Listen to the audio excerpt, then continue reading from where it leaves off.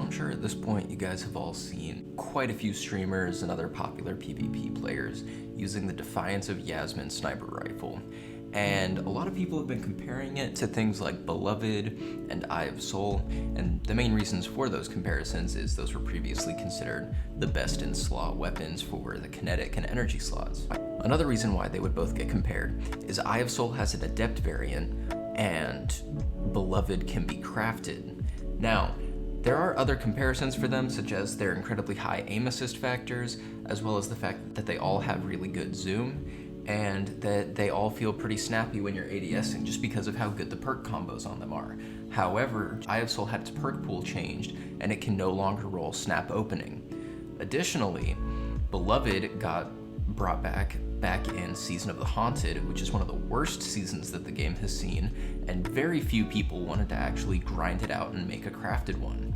So a lot of people were wondering when Kingsfall came back around, is Defiance of Yasmin actually better?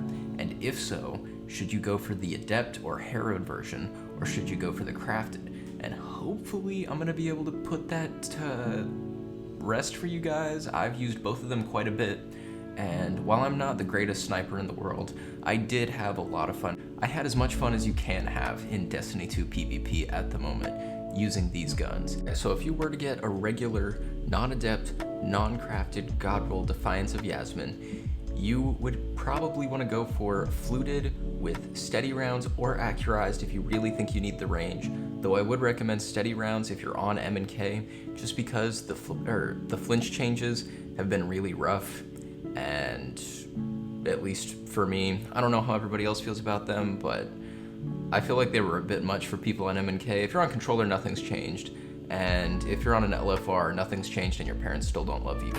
Know your fucking place, trash! Fucking robots! But this is probably the role you'd want to go for. Snap opening, which, you know, yeah, surprising. Handling masterwork would be great. You have 49 range with this specific role.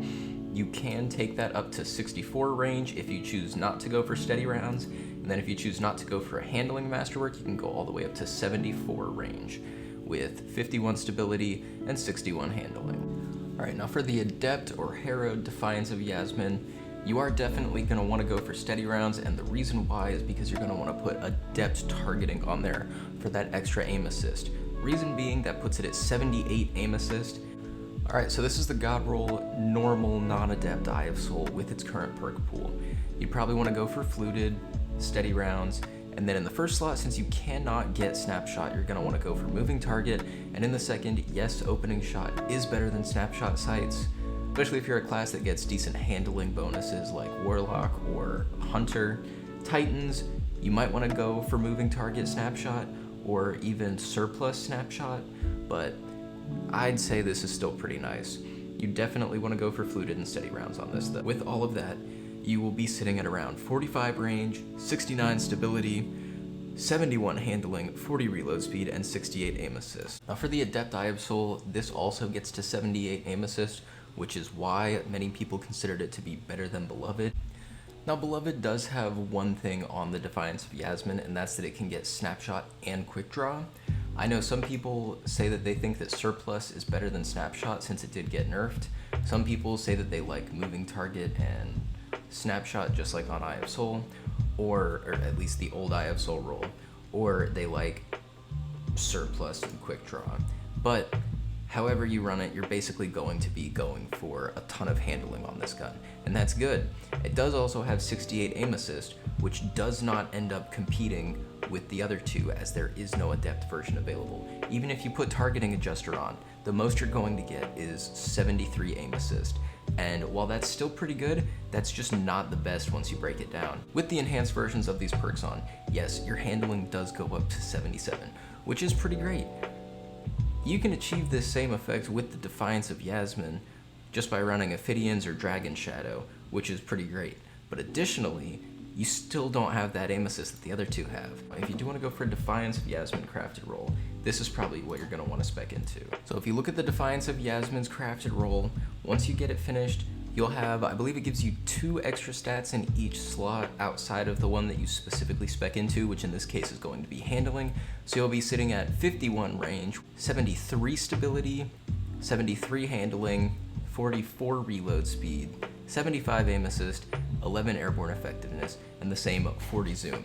So, is Defiance the best sniper out of all of them? That is entirely up to you. That's your own personal preference. However, stats-wise, I'd say it's definitely a monster that's worth checking out, and it's definitely something that you should be looking at right now. One of the biggest things about Defiance of Yasmin, though, that I will stand by that makes it better than the other two, is the fact that Bungie somewhat recently made changes to the way that zoom works with aim assist. So snipers with lower zoom have higher aim assist.